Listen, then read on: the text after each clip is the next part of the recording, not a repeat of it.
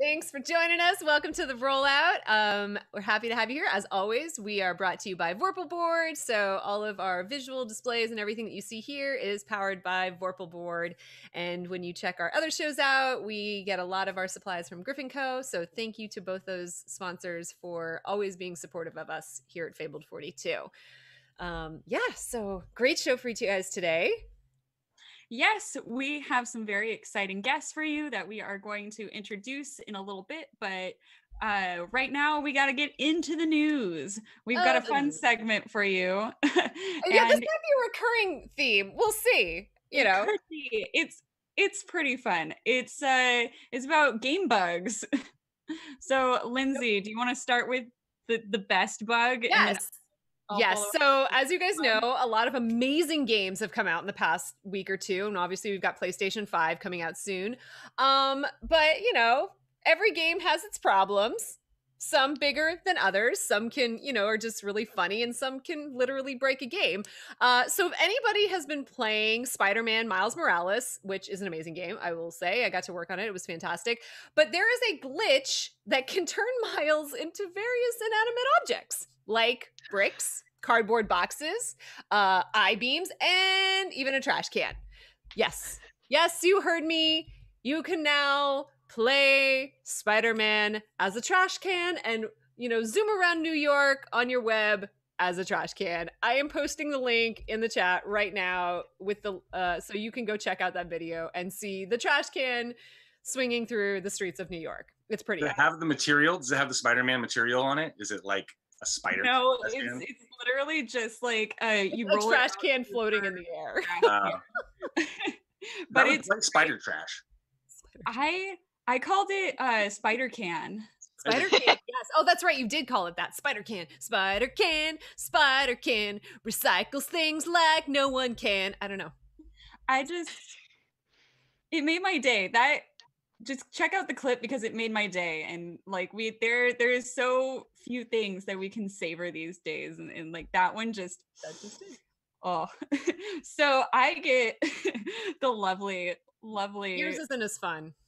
Mine isn't as fun. Mine's actually a personal story that has, that is also news. So the worst bad bug for November so far has been in AC Valhalla. So Assassin's Creed Valhalla is the latest addition to the Assassin's Creed family. I'm a huge fan. I love Assassin's Creed. I'm a ride or die. I love the fact that you can choose to be either a male or female protagonist in this one. They still carry the same name. The protagonist's name is Evior. And you can also, in this one, where you couldn't do this in Odyssey, you can actually switch between the two genders at any point during your gameplay. So that's really cool. You can actually give both actors and voice actors some love by checking out what they do. But on to the bug.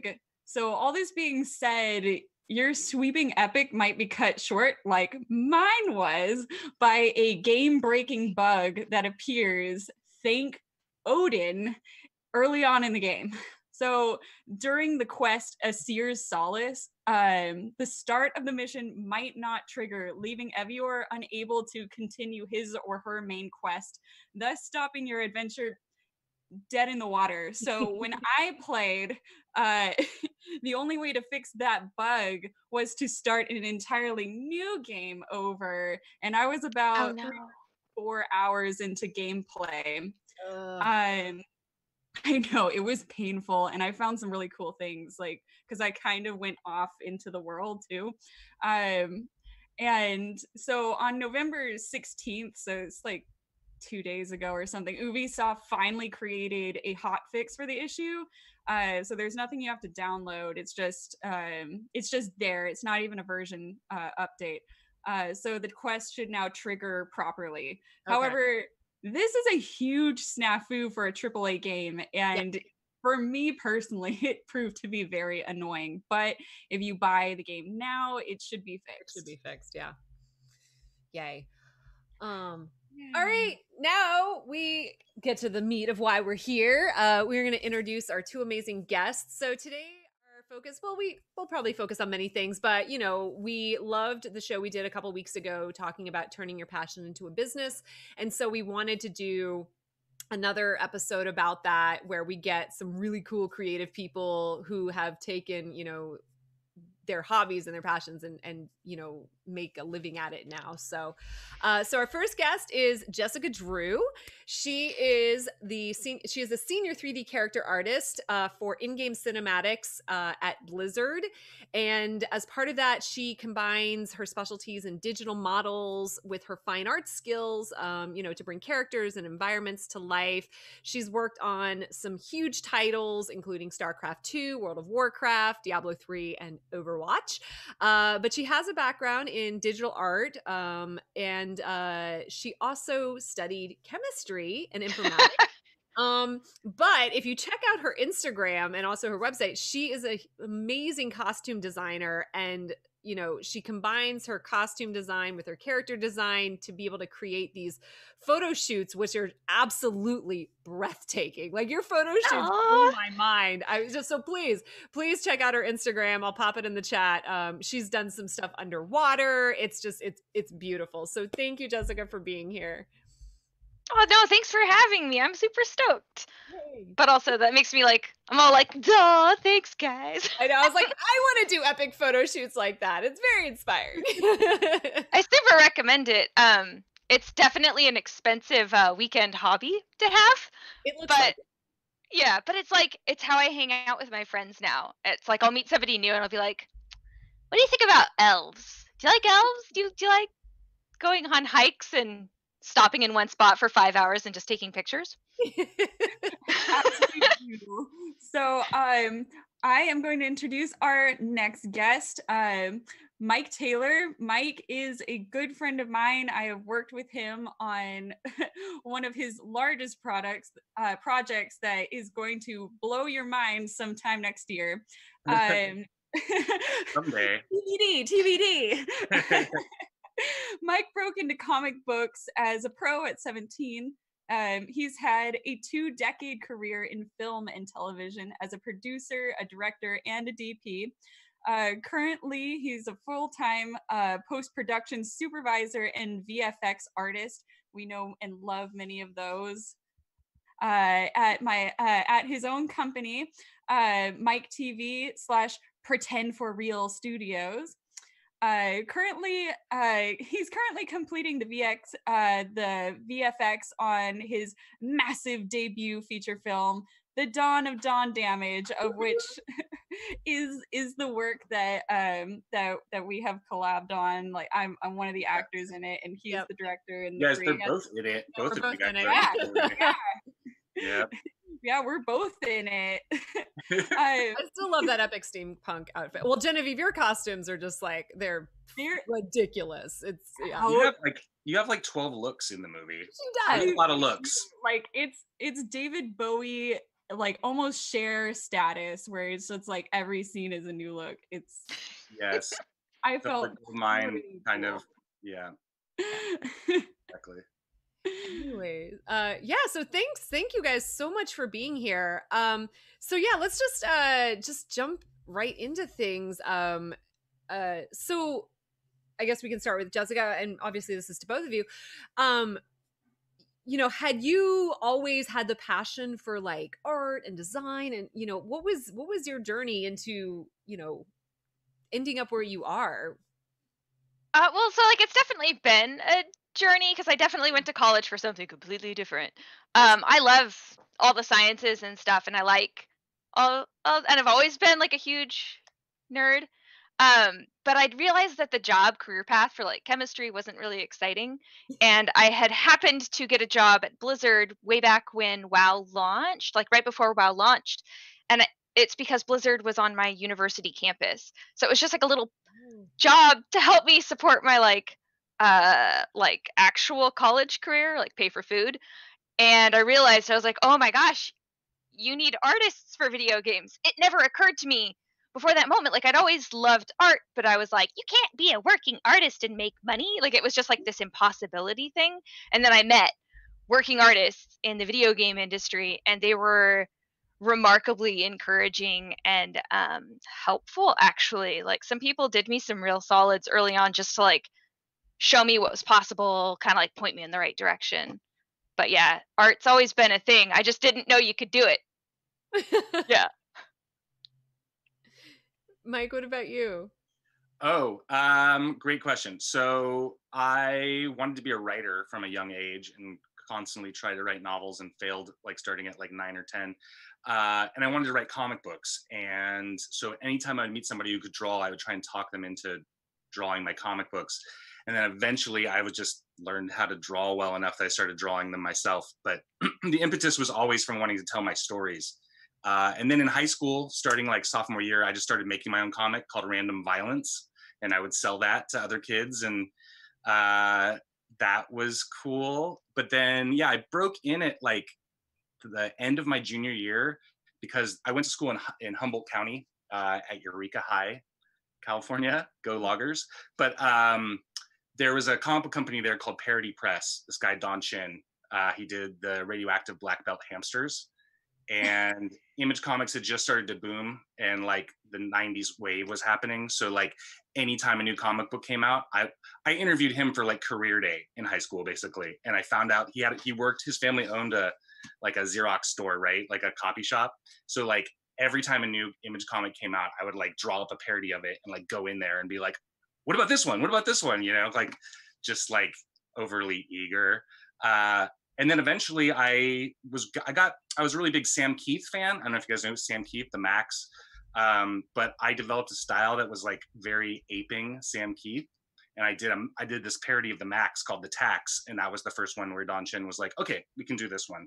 So yeah, I landed my first job doing the Tax at the end of my junior year of high school.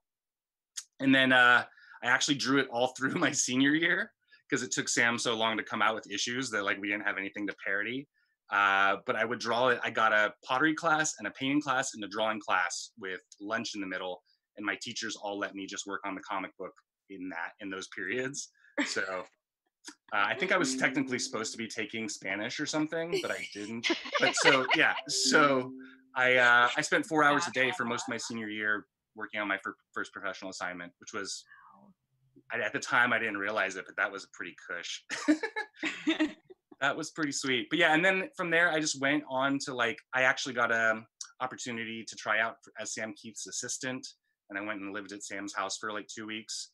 And I was just like 18 and really wanted to party more than like hang out in an office in Sacramento. So it didn't really work out. But then I spent about 3 years as mostly an inker in comics, like during the bad girl craze of the 90s. I did a lot of issues of a book called Razor, and if you've seen Razor, and a couple other things. Like I did one issue of X-Men 2099, like 5 pages of that. That was like, oh my god! Like I ghosted on some image books because I had some friends who were like working at Top Cow and Homage, so there were a couple little things that even the editors didn't know I did. But that was like the biggest of it. And then eventually I was just like, okay, all my friends are making way more money on bigger books, and this is it was so antisocial to be like from 16 to 20 be in like a room by yourself for 16 hours a day. Oh, wow. And we didn't have the internet, kids, so it was like all like you were just on your dial-up phone with your other comic book artist friends, like while you're drawing for 12 hours a day to try and stay entertained, and faxing stuff back and forth. Oh my god. Drinking lots of Mountain Dew. But yeah, that was the break into like working professionally and what I was passionate about. Mm-hmm. And then I realized I was more interested in storytelling. You know, it was that thing of like, I got really good at inking and I was working as an inker, but that's not what I was interested in, right? I was interested in Alan Moore and like, you know, I was reading, you know, Tim Robbins and stuff. Like I wanted to do more abstract, I guess, stuff, more absurdist fare.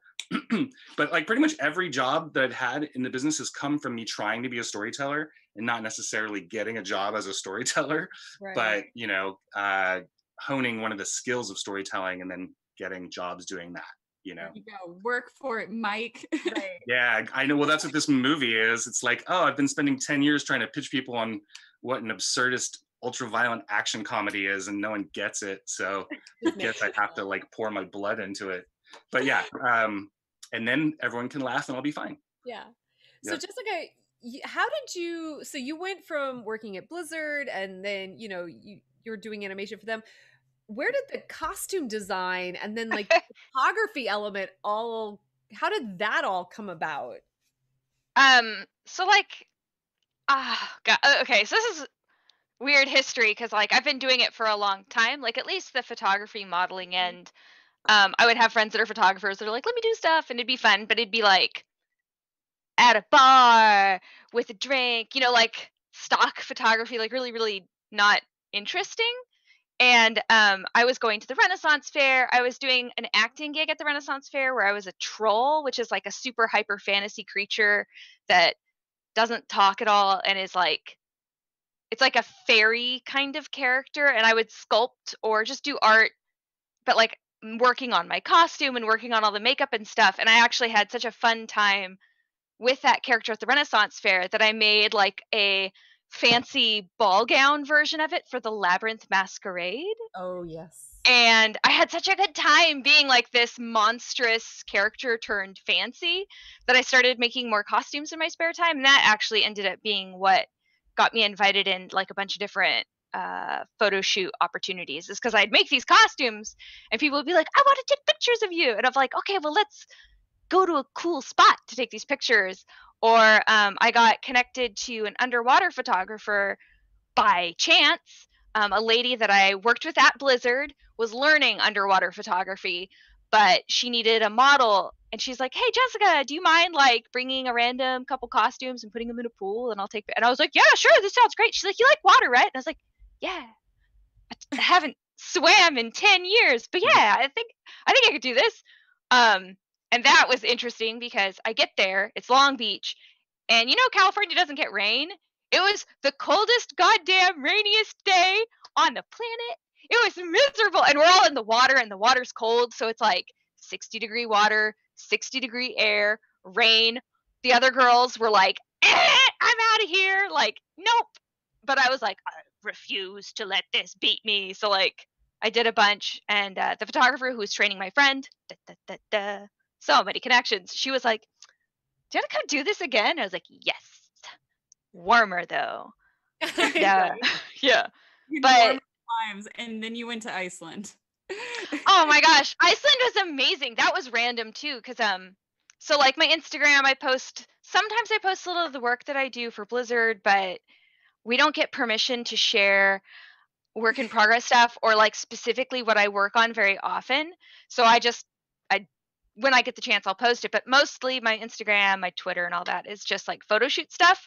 So this photographer reached out to me over Instagram and was like, do you want to go to Iceland with me that you've never met before? And I was like, let me talk to my producer and see if I can get away for a week.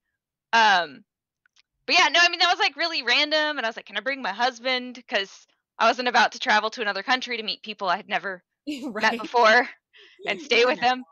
But it ended up being like ridiculously amazing. We'd all like cook dinner because we were shooting. So Iceland in the summer is sunny the whole day through.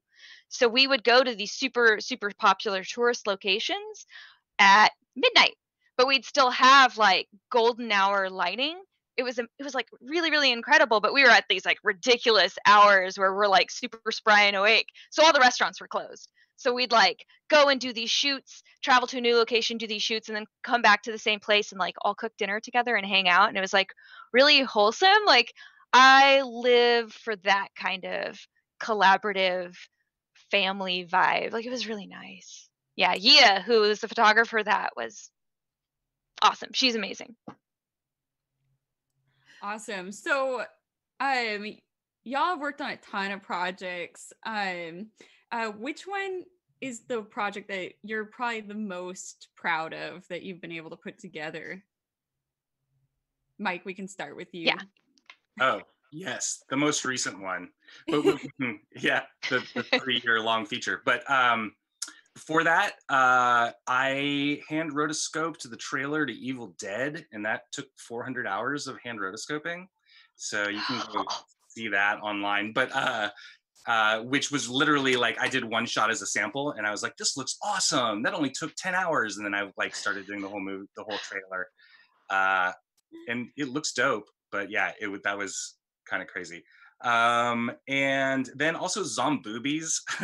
I don't know. So we made this Japanese horror movie called Zomboobies. This was like, remember way back in 2012, but basically I don't know if you guys know Machine Girl and like the Noboru Oguchi, like really weird Japanese action movies. They're kind of very Robert Rodriguez in a way. So we made this, not a spoof because we kind of just nailed that kind of movie, but we made this trailer called Zomboobies about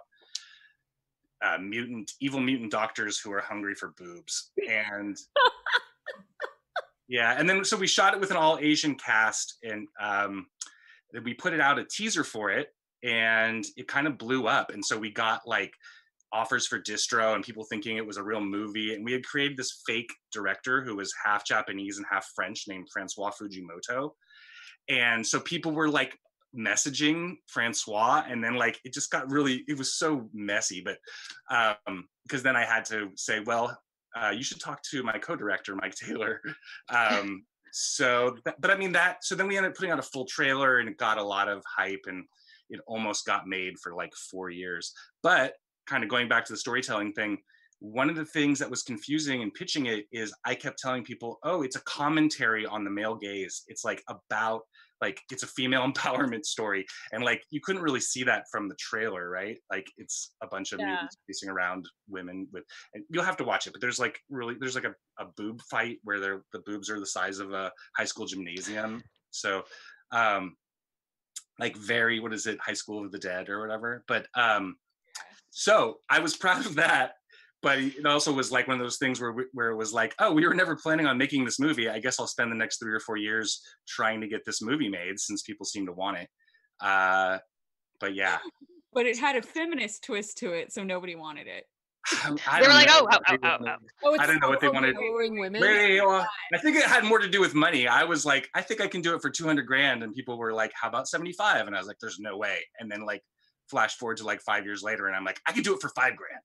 Like, yeah, does anyone want to buy craft service? I'm pretty sure I can do this. So yeah, it's not dead yet. It's not dead in the water yet. That's what you're telling us. It's still out there. I don't think I'm the person to direct it. I think that I have moved on as a director.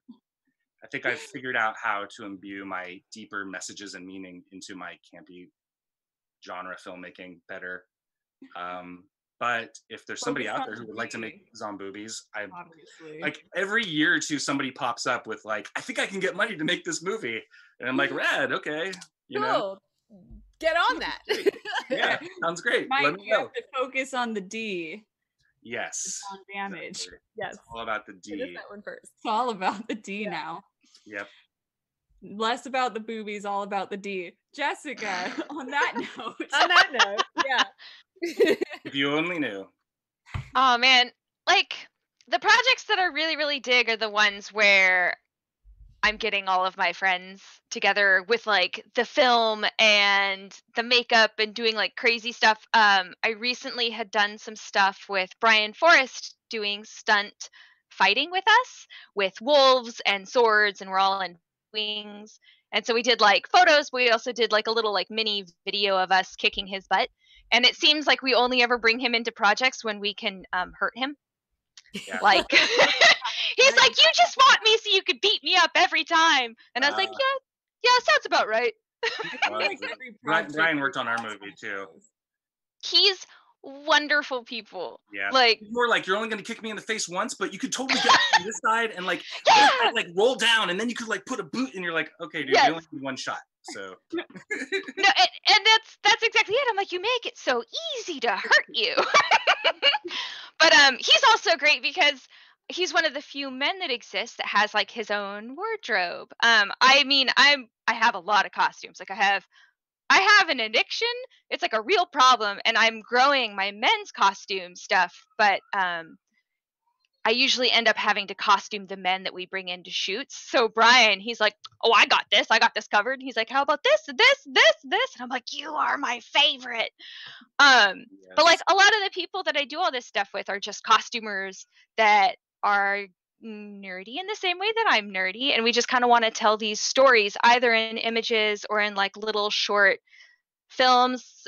Just yeah, it's I love everything that I do with my friends because all seriously, so during the quarantine we can't do shit right now. I'm sorry.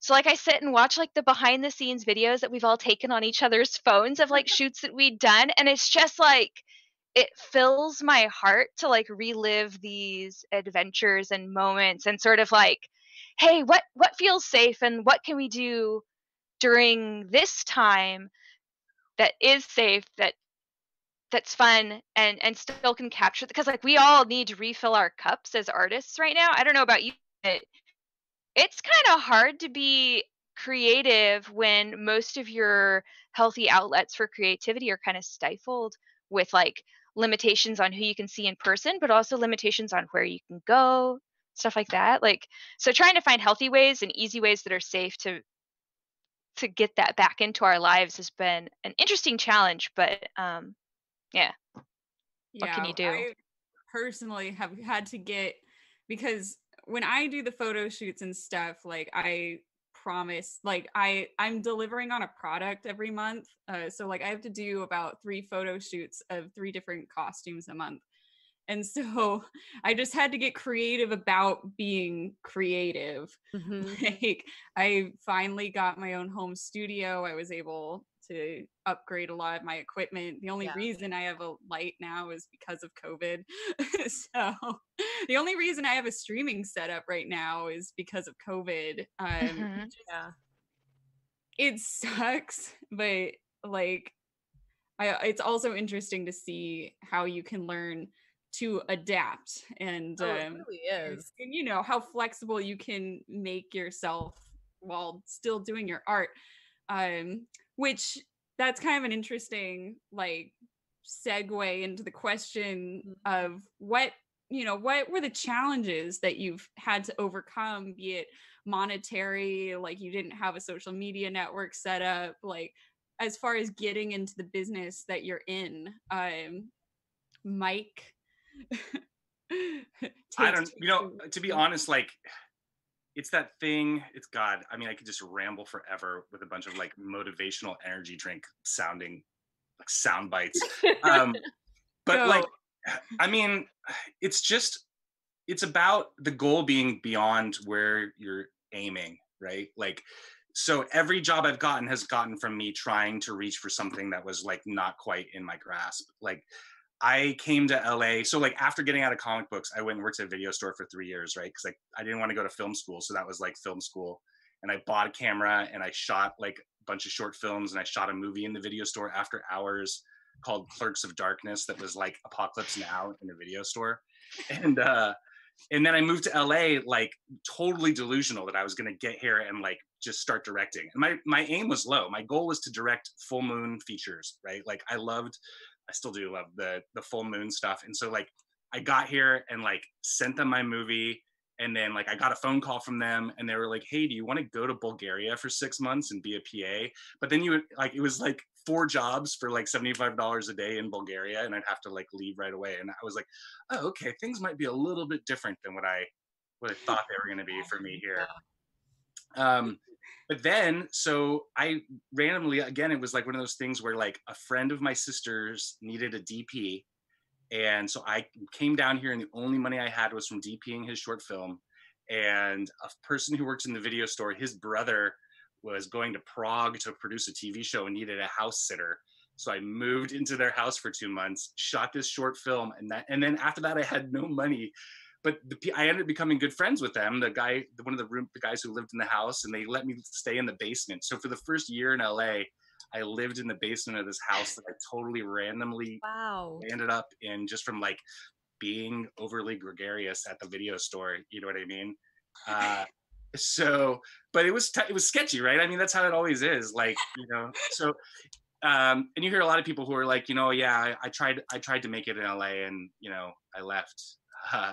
And you're like, yeah, okay, well, I slept in a basement for a year, so I don't know. Yeah. But beyond that, so what happened was a friend of mine who was an actor who had encouraged me to come down here. He was on a TV show called Arrest and Trial, which was like a daytime crime reenactment show. He said they needed directors because he was hitting somebody up. So I like literally was like, oh, I'm a director. So like I went to the production company, and I don't necessarily recommend people doing this. It's that weird thing of like, I've had really great luck from hitting people up just cold, but like when other people do it to me, I'm kind of like, what the hell what's this about? You know what I mean? Yeah. You're like, oh, I guess it's okay for me to punch above my weight, but when other people do it, I'm like, yeah. But basically I went in there and I was like, I want to talk to your production manager. And she just happened to be there, and she was cool enough, this woman, Ellen Raphael, and I'm eternally grateful to her because she like sat me down, and I swear it's straight out of like a Coen Brothers movie. I was like, I want to direct your show. And she like reaches under the desk and pulls up this huge stack of resumes and is like, these are all the people who want to direct this show. And she's like, go ahead, look. And like, I looked through them, and it's like people with like network television experience, 26 episodes of A-Team and stuff. And you're just like, okay. And then she's like, but we do need a PA. And I was like, so what she said is, I'm leaving this show and I'm going to go work on another show, and we're going to need PAs. And I was like, okay, well, she took my number down. And then literally like a week later, I'm watching TV, and I'm watching this TV show. It's a home decorating show. And I proclaim out loud to my girlfriend at the time, I would never work on this show. This is exactly what I didn't come here to work on. Oh no. This is the universe. 30 minutes later, I get a phone call, and it's Ellen Raphael, and she's like, I won't say the name of the show, but she's like, hey, would you like to come and work on this show? And I was like, yes. Of course. Yes, of course, I would love to work on that show. Immediate. And then I got fired from that show for spending too much time talking to the camera crew and asking questions about lighting and asking questions about wow. freelance career.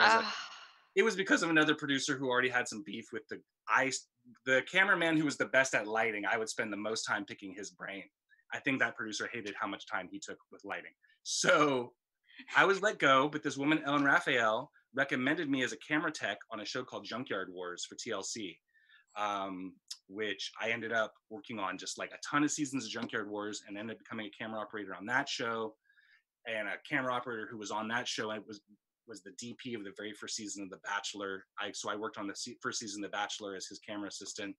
And then I worked on just a ton of shows for like a lot of reality shows, but some scripted narrative stuff as well. But yeah, if you did a podcast about the history of reality TV, I was there for a fair amount of it. Wow.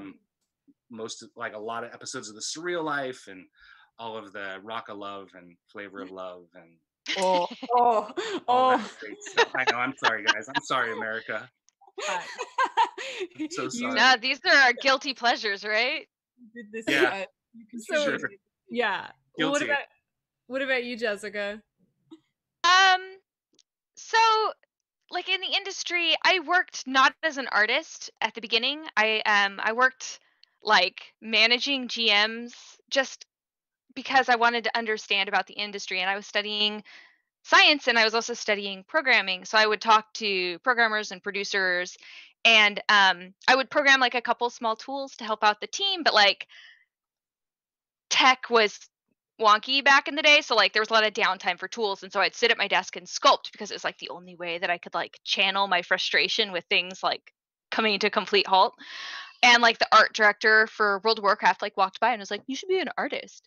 And I was like, so I ended up having to leave Blizzard, which was a great job, and I liked all the people that I worked with, to go take a huge risk to completely study art. I had just been hit by a car while riding my motorcycle, so I had this huge pile of money from that settlement. So I still had to take out like student loans and stuff, but that covered like living expenses. So for the first time in my life, I didn't have to go to school and also work at the same time.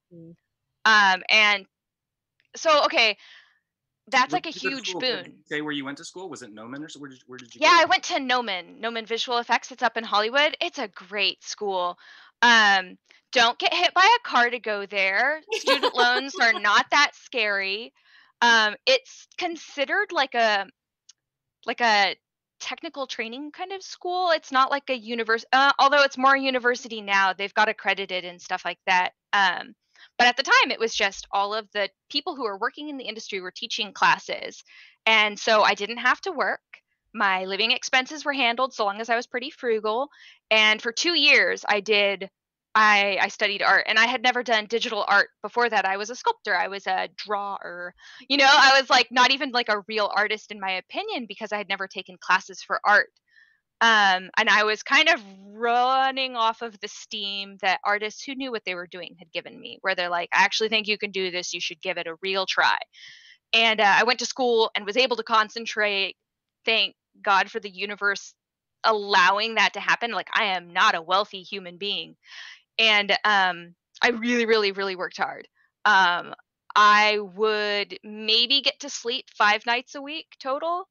But the class load is meant to be really intense. You're taking about 6 classes a term, and they're all hyper technical. You're learning a lot. The school itself has actually been like amazing for me. They're wonderful. Like, I was coming from having understood the video game industry, and I went there and I was like, hey, I don't want to take these classes that are specifically for film. I want to take these classes that are specifically for video games. Like, what can we do? And bless their hearts, the whole administration staff would like let me trade out classes like this for that to kind of tailor my education more towards what I wanted. They totally offer these without you having to like wheedle and deal. But now, like, it's totally fine. You could do whatever you want to achieve the goal you want to do. But at the time, I was like, so I know how to act. I don't need to take acting for animators. I would love it if I could take sculpting instead, like actual physical sculpting. My sculpting teacher was incredible. He was like, Jessica, you should take out 10 credit cards and just become a fine art sculptor. And I was like, bitch, what? I was like, do you know how much student loan debt I have right now? But John Brown is an amazing sculptor, and maybe someday in the future I'll do that adventure. I love sculpting, like traditional sculpting, but I love my current job more. I finished my classes and I had lined up an interview for Blizzard. I didn't tell anyone that I had worked with previously at Blizzard that I was interviewing. I didn't, being a woman in the industry, people notice you a lot more.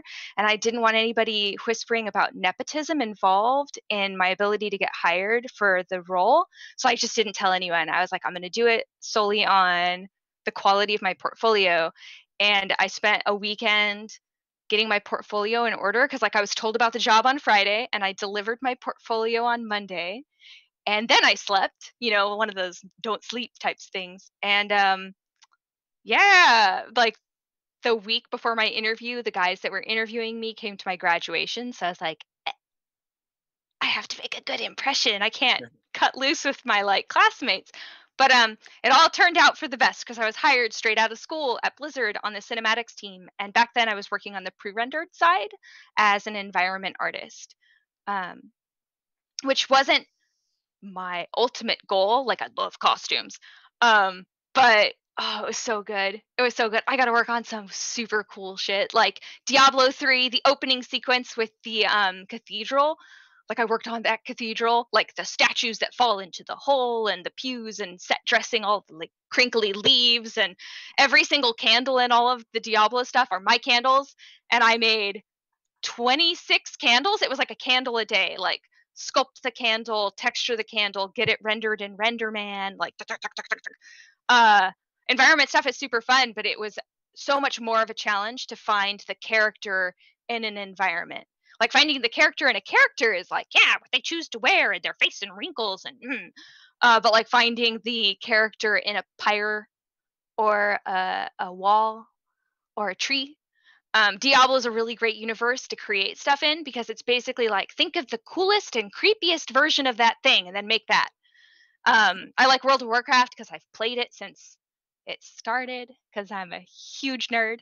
And so like making stuff for World of Warcraft was like a really easy thing. But trying to think of like challenges, like school was a risk and a challenge that ultimately paid off. And since then, like I've had random advice like throughout my career. Like, one guy came up to me and he's like, Jessica, you need to stop making costumes if you want to be taken seriously as an artist.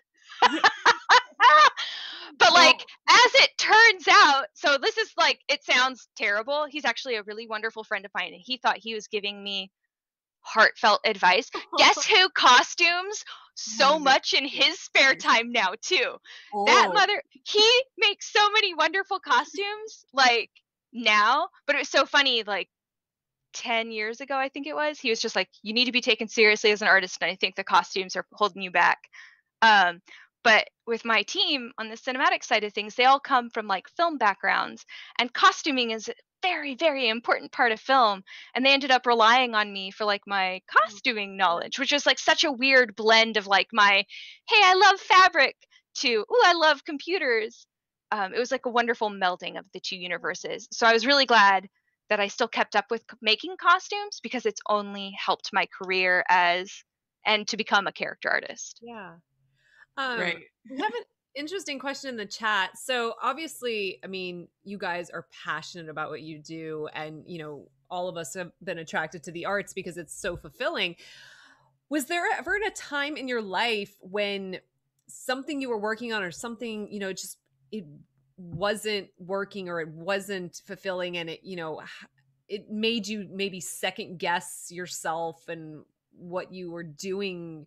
Have you ever had those moments, and how did you handle that and obviously persevere through it? If you want to hop in, Mike, I just talked a bunch. Sure, yeah, no. So I have an honest take on that, which I'll tell you in a second. But so in reality TV, there was this famous moment that I filmed of Vern Troyer peeing in a hallway on The Surreal Life.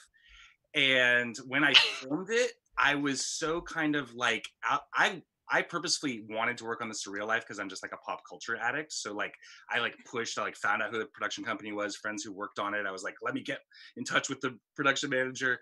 And that night I came home and I told my wife, who's my girlfriend at the time, I was like, I don't know if I can keep doing this for a living. This was like really just, I'm not sure if this was okay. And then I came into work the next day, and the executives from the production company and the network were watching my tape over and over again. And like I walked in and they're like, there he is. Wow, I can't believe how you got this great reaction shot and the way you tied in the close-up. And then for the rest of my reality TV career, I realized that if I was filming something and I felt kind of bad about filming it, that probably meant it was good television. So the lessons I'm learning from you are punch up always, and above your weight. Feel bad about what I'm doing. It's probably gonna be people great. will like it. That doesn't mean it's what you should be doing, but people will probably get into it.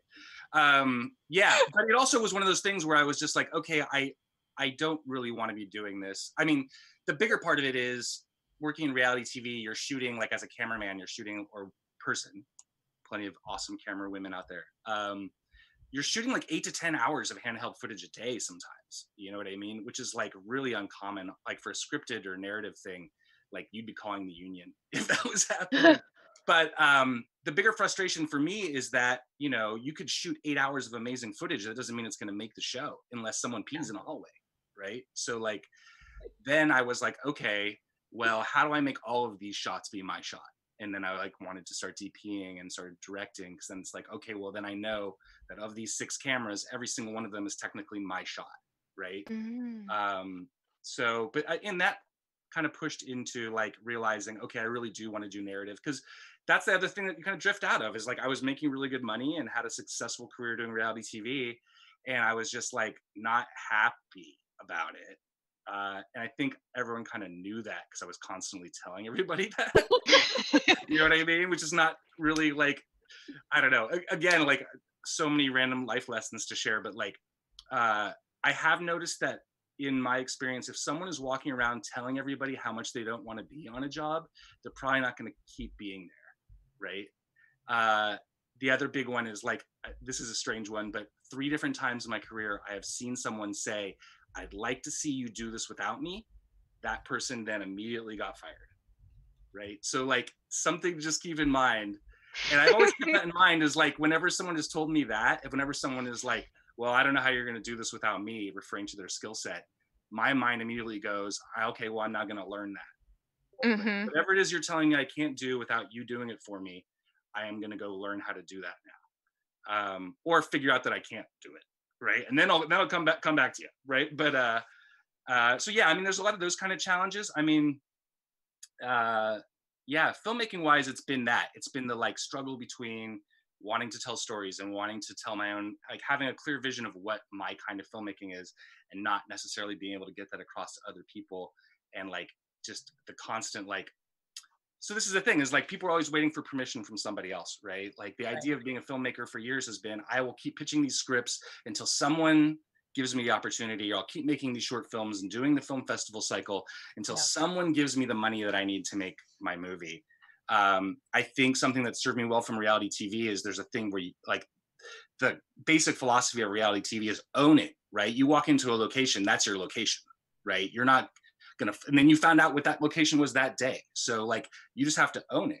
So there's a big part of indie filmmaking, which is that too, right? Like, what do you have access to, right? Yeah. You have access to your house, you have access to your friends, write things based around the people you know. Luckily, I know a lot of talented people.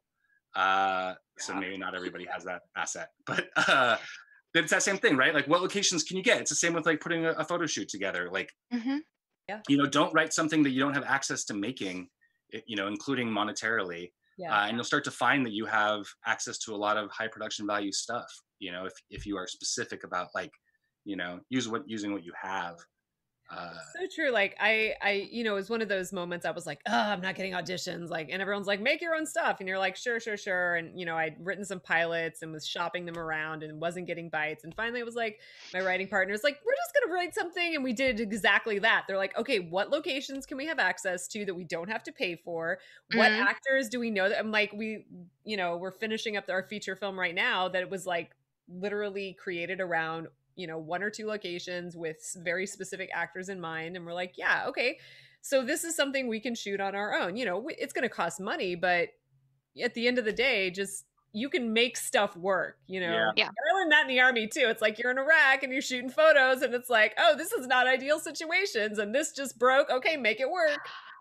There's also a big thing to be said for just staying in motion, right? Like I always say, like a sculptor sculpts, a painter paints. Like if I'm gonna go look for a matte painter, I'm not necessarily looking for somebody who has an awesome list of credits and like a great portfolio. I'm gonna look on ArtStation and see, oh, they're posting awesome things like every week or every day. They're in motion, right? Like creating art is not, the product is not the art. It's the skills that it takes to make the art, right? So drawing, this took me the longest time for some reason in my mind to like, it was such a big switch for me when I realized drawing is an action, right? Like it's not, a drawing is a piece of paper, but the actual physical act of it is what you're doing. And it's like, you start to see that when you see amazing artists who throw things away, right? Like when you're like, you see somebody doing something and then they're just like, whatever, and they toss it. And you're like, how are you throwing away that? And they're like, that's a piece of paper.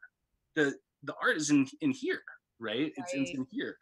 But it's that same thing of like, you know, when you want to hire somebody to do something, you go and find someone who's doing it, right? And who's good at it.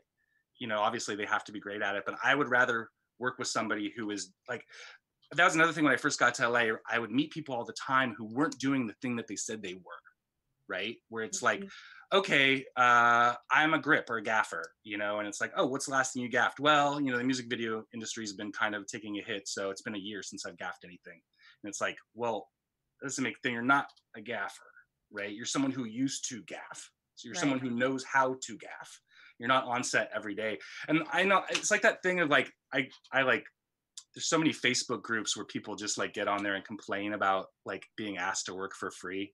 And I'm not saying that like there aren't tons of people out there exploiting that, but so many great opportunities have come to me because of working on other people's projects where the payment was because it was something I wanted to work on. You know what I mean? Oh yeah. That's so true. Yeah.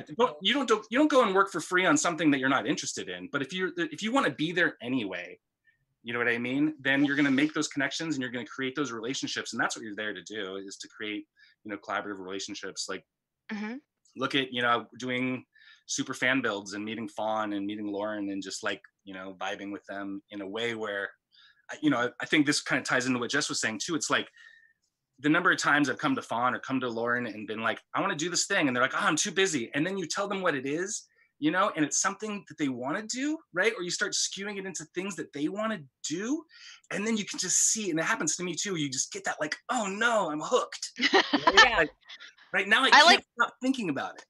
Yeah, I think that's super relevant. Like, I talk a lot with people that want to do like fantasy photo shoots about creating a healthy artistic ecosystem, like a collaborative ecosystem.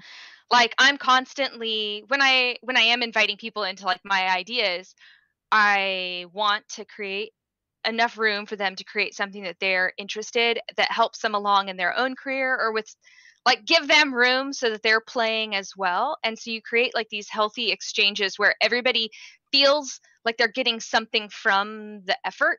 And we try not to ever really abuse people's time, energy, money, all of this other stuff, or get in the way of their paid work because heaven forbid.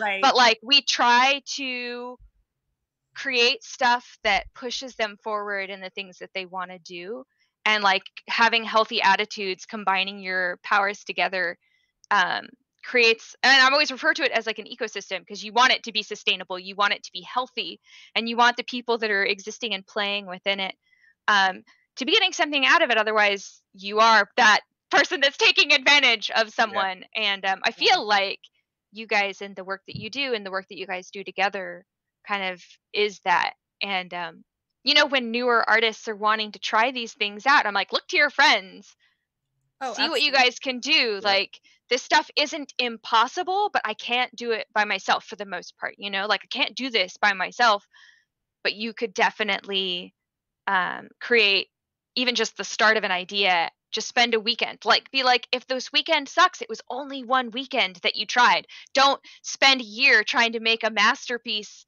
and then feel like it fails and you've got like a year of effort into that masterpiece. Like when you're learning, when you're doing all of this stuff, like just do it and just try with where you're at or what you've got. Well, and then even if you fail, if you've, you know, and this is the one thing kind of like you, Mike, like moving to LA, it's like, that's what I did. I'm like finding people who I like to work with. It's like, even if, you know, I worked on this project and man, it just fell apart, but it's like, well, now I know who I can work with, who I can rely on. And now I know not to do certain things next time, but I've also like filtered through people like you were reliable to work with, you were not. And it's like, you know, so all those finding your community of people who you can ask those favors of and not feel like you're exploiting. Totally. This reminds me of something with, I feel like there's all these random things, but you never know who you're working with is a big one for me. Like you could be on a set that where you're not making any money and you're doing it as a favor, and someone else on that set who's there working as the PA doing craft service, that might be the executive producer of a production company, right? You don't know. And you also don't know where the people you're working with are going. So like every one of those little micro interactions is a job interview for a relationship you don't have yet, you know? And there have been a number of times where I'll be on a set as a favor, like working on a friend's independent film or something, you know, and I'm just there camera assisting or, you know, doing whatever. And then someone else who's there, you know, as an AD or something is like I'm impressed by what they're doing. And then at a certain point they do something where I'm like, oh, that was rude, or they're rude to you. And then you're like, okay, that person didn't know really who I am, and they don't know that they were on my list and now they're off my list, right? Yeah. So I know that kind of sounds strange, but it's just sort of that idea of like, never feel like you are above anything you're working on. Never feel like you're above anyone you're working with, right? Because again, you don't know who they are and you don't know who they're going to become. And a big part of it is just staying in the game, right? Like so many people take hits and then just are like, I'm out of the game. I think that's another big one. It sounds like Jessica, you had kind of a similar thing, which is that like when you really are passionate about something and then people tell you how hard it is, right? Your expectations can be all the way up here, but when someone tells you, hey, the ground is actually here, if you say, okay, I'm still in, then, you know, that's the key. If you're like, oh, okay, I'm sorry, that's gonna be too hard. You want me to work, only want me to sleep 5 days a week and I'm gonna work 16-hour days and I gotta go back to school for 2 years and like, oh, I'm out, then you probably should have been there in the first place. You know what I mean? You know, Fawn actually told me a story of somebody who's like, what's the job on the film set where I tell everybody what to do and I don't actually have to do anything? And he's like, what? There is no job that is doing no work. There is no job where you get to tell people what to do and not be working 10 times harder.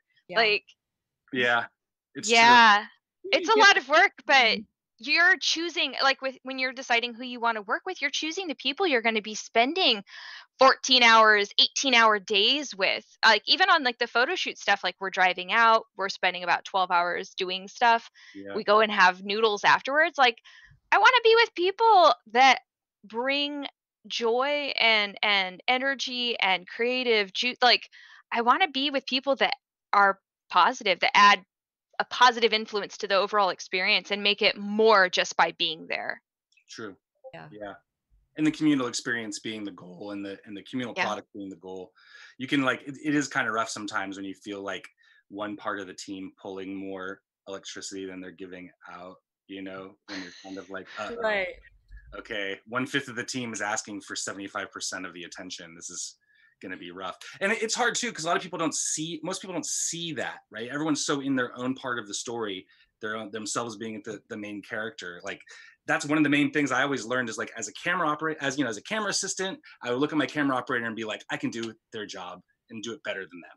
Right. And then as soon as you become that next level, you're like, whoa, there's all these responsibilities I didn't know about. Because you had a good camera person that was like not letting that trickle down. Exactly. And then the next thing, you become a DP and you're like, as a camera operator, you're like that DP. Then it's the same thing even with like, visual effects supervisor or whatever it is, it's just like whatever position you're at, that very next thing is like, you think you know it.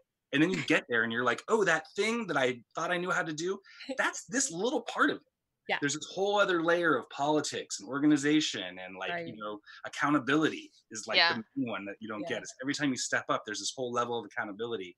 You're looking at that iceberg. Yeah. Yeah, exactly. Right. And I'll tell you, the number of people that I've seen, I've seen so many people underestimate executive producers, especially at a network level, where they're like, oh, that person just sits there all day and they don't do anything. And then the note they made was dumb. And then you start getting to work with those people and you're like, they're not here on accident, right? Yeah, the thing they said was dumb, but that's the person who got us our $6 million for the 10 episodes, right? And they didn't do that by walking in a pair of cargo pants, you know what I mean? And some Skechers and being like, what up, bro? You like Slayer? That's not how they got that $6 million that we're working with right now. Right. The other thing is just like not underestimating those people, because like I have seen the number of times I've seen somebody that you thought was like kind of punchy and not there suddenly just like be sharp where they needed to be. And then you're like, okay, that's why you're at the top of this call sheet. Wow. Right. Yeah. I don't know where I'm going with that. Well, honestly, it's like, don't underestimate anyone really that you're working with, and respect the efforts that they're all putting in, but also like understand how much you're contributing before you start being like, I'm gonna go full diva and require purple Skittles only. Right. Like, well, I think that's an amazing place to end this, and I hate that we have to end this because I could talk to you guys forever. Real quick before we cut, do you have anything you want to promote? Anything, where people can find you, all of that? We put your, socials in the chat, but I'm just honestly like constantly making costumes and doing very socially distant safe shoots right now, which usually involves outside, but it started snowing. I'm gonna get up in that snow. That's it's gonna have to happen. I love that cold stuff. Oh, I want to do that too. That's my goal. That sounds amazing. Yeah. Make a trip to the snow. Yes. Right? We can see it. So it's like super rare for California. If anybody's not in California, we don't get rain. We don't get snow.